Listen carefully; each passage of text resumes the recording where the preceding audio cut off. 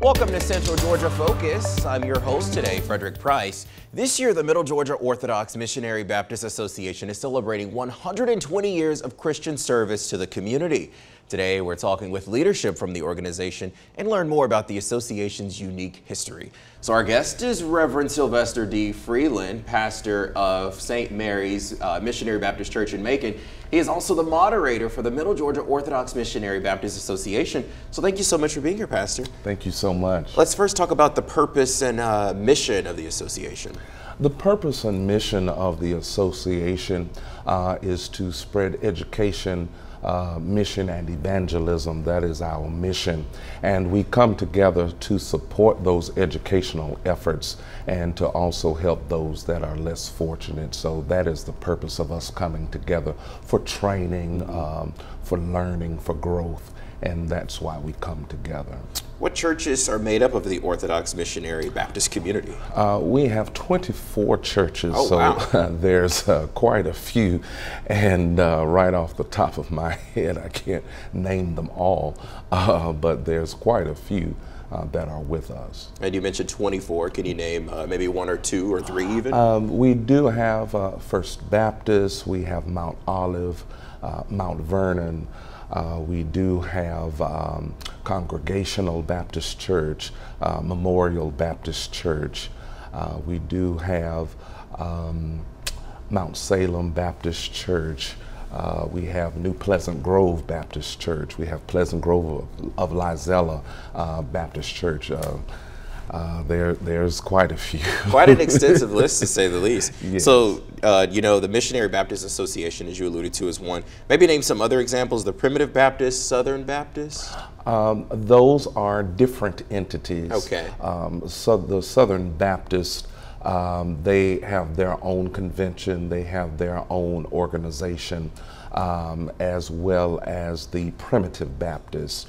We are along the lines of the Missionary Baptist. So we are Baptist, but we have our own doctrines and rules and covenants, and so that's just a little different from the Primitive Baptist as well as the Southern Baptist. And so I imagine you wear a lot of hats, but if you could kind of sum up your role with the association and really what you do for the churches and the community too. Our role for the association, I'm known as moderator, and it's just to oversee the organization for its progression, for its growth, for its sustainability. So that's my role, to bring programs to make sure that it continues to function in the vein in which it was organized and structured. So that is our role and responsibility in this organization. If you mentioned some of those programs, can you tell us what programs have you kind of spearheaded or at least been collaborating with other churches to come to fruition?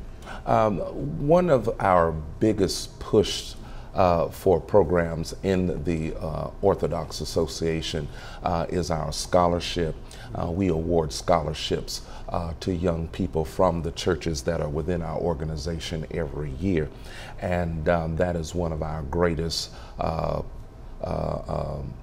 ideas that we push because we do believe in education, and so we support those young people from those association churches.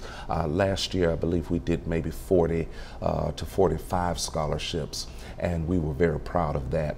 And many of our young people, they go to different schools, but many go to Fort Valley, many go to Savannah State, many go to Albany State, around the Middle Georgia area and beyond. So whatever we can do to help those young people, we do our very best. And those scholarships that you know really do help students out as they matriculate through their undergrad studies. So you have an annual celebration happening in October. You get to recognize a lot of those achievements. Tell us a little bit about that. We come together once a year to celebrate those achievements and our progressions during the year. And we come together annually once a year. And this year we're going to convene in Milledgeville, Georgia at the Flag Chapel Missionary Baptist Church, where the Reverend Dr. Omar Reed is pastor. And so all of our 24 churches will convene there, and we will celebrate all of our achievements, and we'll have teaching and training and just good preaching and good fellowship. And so we're going to do that for several days while we're there. Yeah, it sounds like a really good time. You know, as the moderator, you are responsible for more or less giving the annual address. And what are some of the things that you'll be talking about, some wisdom that you'll be sharing with people too?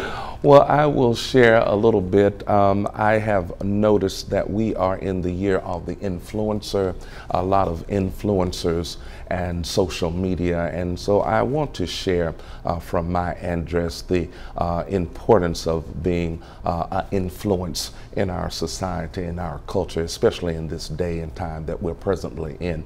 And so I would encourage all of us to be great influencers for education, mission, and evangelism. So that is a point of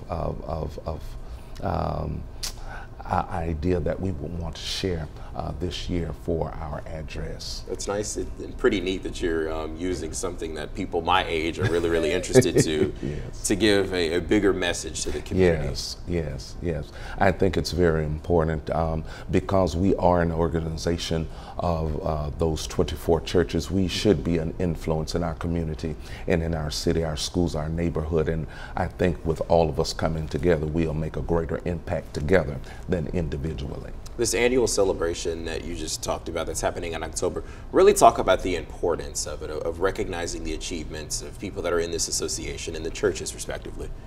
The importance of coming together, recognizing these achievements for 120 years, that is a long time. And so it just shows the sustainability, the progression, the tenacity of this association to continue to go forward, especially after COVID. All churches experienced some challenges, and we had to rethink some things and to redo some things. And so that is one thing that we're celebrating, that even though COVID did come, our organization still survived it. And not only survived it, but we grew because we were maybe 16 churches, 17 churches, but now we're at 24 churches. So we were able to take that and look at some things and to grow and to renovate our organization. And so I think we're doing very well. October, just a couple of months now, Yes. a couple of months away. Yes. And when you think about post-pandemic era celebrations, what does that look like for you all? How have you all been preparing to make sure that this is obviously a safe event, but also informative for people that will be attending? Well, what we want to do, we want to make sure, because we go to different churches, and so that particular church will have guidelines of what they would like to have as far as keeping us safe. Even though this is post-pandemic, we still encourage masks, hand sanitizers. We still encourage that. So, and anyone that feels free to wear their mask and have hand sanitizers, and most we did last year, we did have hand sanitizers and masks available for those that were participating. Yeah, so it sounds like you're going to be keeping people safe, to say the least. Can you give us the dates and location for the event too? And I think we have a graphic, there we are, on our screen right now, and talk to us a little bit about that. Yes, we're going to kick off with a scholarship banquet. That's going to be October the 12th at the Greater Bellevue Baptist Church. We do that every year. And we have already begun to disseminate the tickets. The tickets are $40. And we come together to raise funds for scholarship. And we do this once a year. It is an awesome event. We look forward to it every year. That is one of our highlights, the scholarship banquet. We get dressed up and we come out and fellowship with one another. And then we'll move to Milledgeville. We'll have a youth hour on the 13th, October the 13th at 3 o'clock, and then we'll go into our welcome program at 5 o'clock p.m.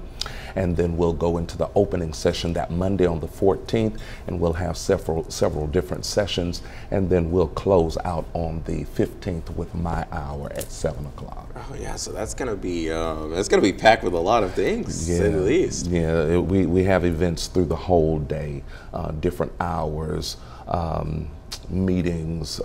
It's just a full schedule of events for those 3 days. All right, well, we're going to continue our conversation. We're going to take a break, and when we return, we'll be talking about community service and education as a priority. Stay with us.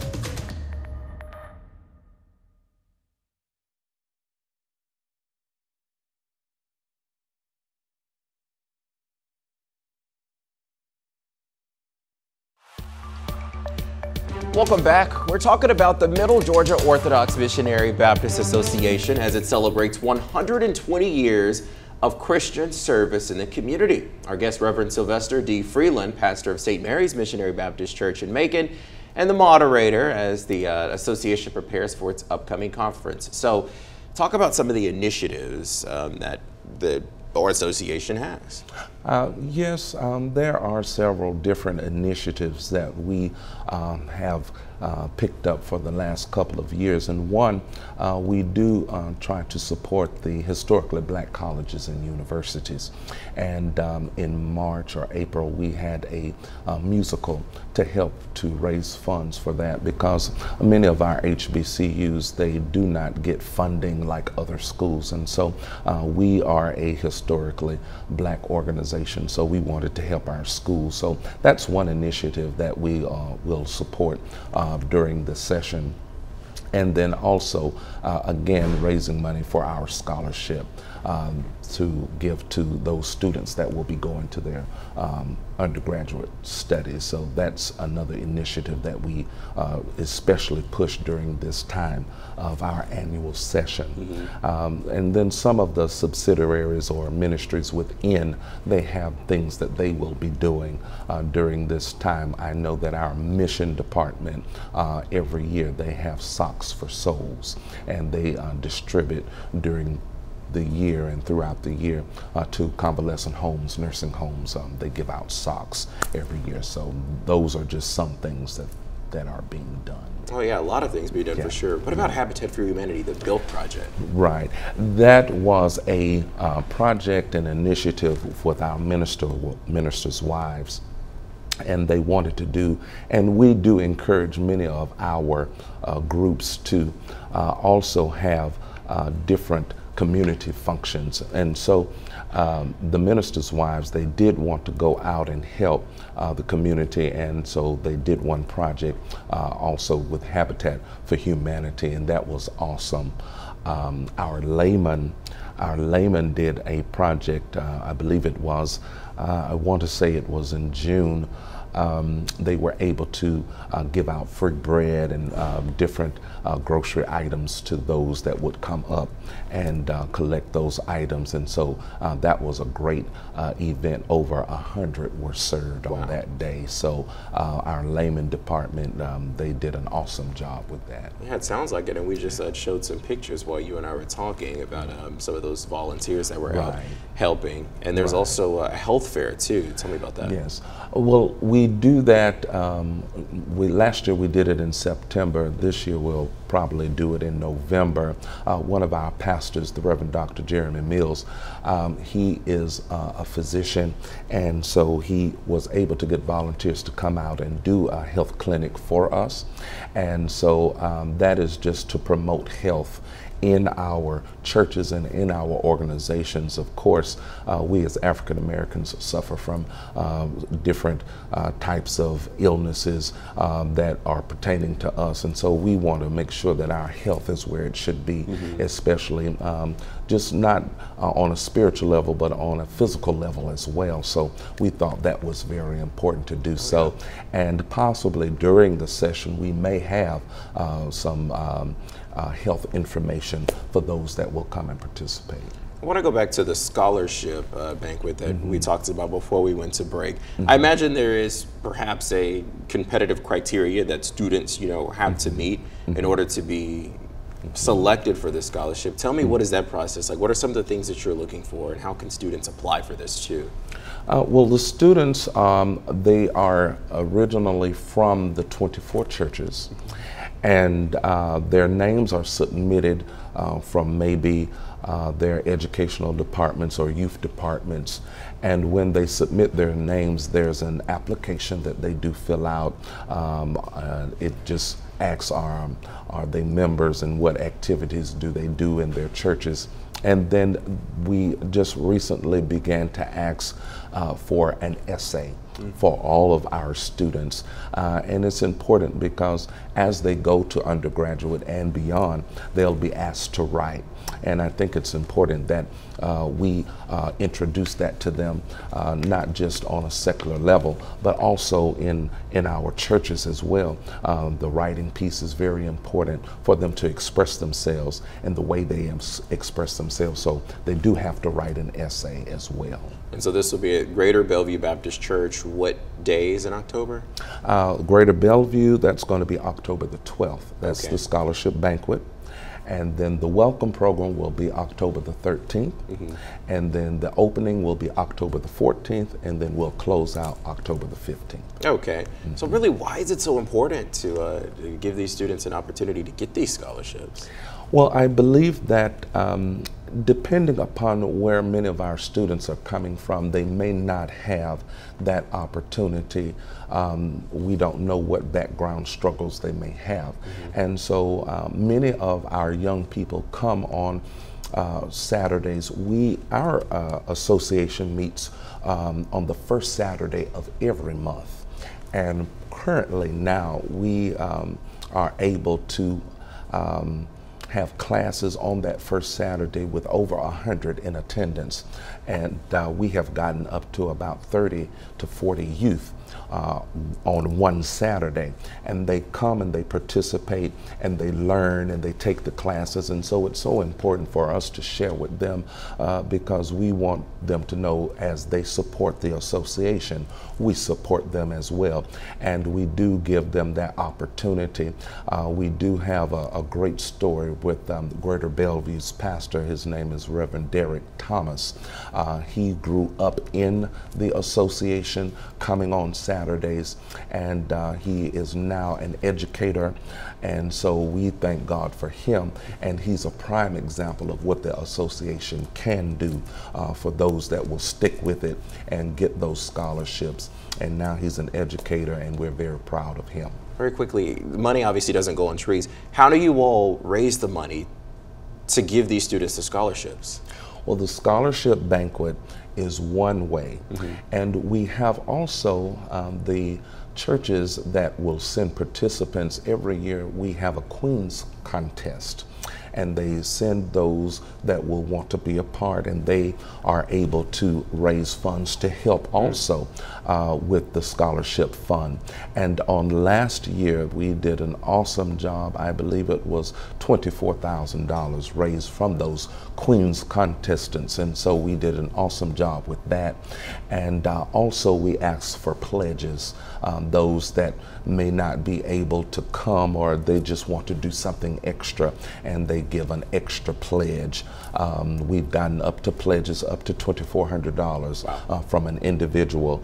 We've gotten churches to give pledges of $500 or more. So just however anyone wants to support. And at the end of the session, we do the tallying of funds given for scholarship. And then when January comes, we disseminate the scholarships for those that have submitted their names. No, that money is certainly making a big difference in students' lives. We're going to continue our conversation with Reverend Sylvester D. Freeland in just a moment. Stay with us.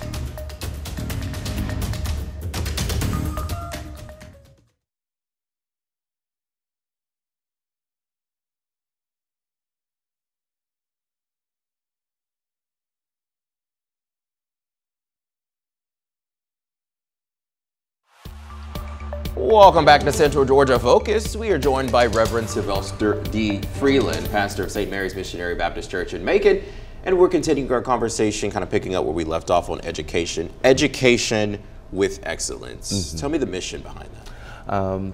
The education to educate with excellence is a part of our mission statement because for 120 years, education has been a part of the Middle Georgia Orthodox Missionary Baptist Association, and we have not deviated from that mission. So to educate with excellence, we do have classes every first Saturday. We do have a two-day Congress every year, and what I mean by two-day Congress, the 2 days that we come together, it's filled with classes. And this year in June, we had over maybe 100 to come and participate. So we believe in educating with excellence, and that standard is the very best that we can give to matriculate and to grow and to learn. And so that's something that we pride ourselves on, to educate with excellence and to promote education, whether it's within our churches or our association, or whether it's going to school. That is something that we pride ourselves on. And you mentioned those classes. Tell me, what are some of the things that students that are going to those classes, what are they learning? What are you teaching? There's many things that they learn. Every month there's a different theme. And the last, this particular month that we did just come out of August, we were talking about the importance of education and the barriers that a lot of our students, they experience and trying to go to school. So the classes were centered around promoting education and how can we help our students to grow and overcome those barriers. And so every month there's a different theme. From our Congress, we do have a Congress President, the Reverend Derek Thomas, and then we have a Congress Dean, the Reverend Jackie Lamar Epps. And we've been working and trying to build our Congress, and it has grown tremendously with over 100 to participate every month. And some months I say, well, they're not going to come, but every month they come in with those large numbers, and so we're excited to have them come every month. You know, 120 years clearly is significant. A lot of changes over the years. Kind of tell us about that. Well, over the years, I do believe that as time progresses and time changes, the different thoughts and ideas change as well. Again, some churches have changed over that time. But for the most part, the same vein of the education piece, the mission and evangelism piece still remains the same. But as we mentioned before about the pandemic, that was a major change, not just for our association, but just for the world in general. But many changes of how we think, of the way technology has come in. When I began to become the moderator, we had to make some changes with social media. We do have a Facebook page. We do have where we have electronic giving now. So these are some changes that we implemented because this is the world in which we live. And so it was a little different, but we learned how to navigate. Even with Zoom, we have meetings on Zoom and classes on Zoom as well. That was a little different, but they were able to acclimate. And so we just thank God that we were able to teach and to talk about the importance of those changes that have come down through the years. And that is what has made us so resilient to be able to still survive. I want to say that many associations out throughout the country, they may not be doing so well because of their refusal to change. But you have to change if you want your association to grow. Okay, very quickly, let's recap everything. The events that people need to know about, tell us about that real quick. It is the Scholarship Banquet. We're going to have that on October the 12th at the Greater Bellevue Baptist Church. Then we're going to go to Milledgeville, Georgia at the Flag Chapel Missionary Baptist Church on October the 13th. And that's going to start with our youth hour at 3 o'clock and welcome program at 5 o'clock. We'll go into the opening program October the 14th, and then we'll close out on October the 15th. Thank you so much, and thank you for joining us. We'll see you next time.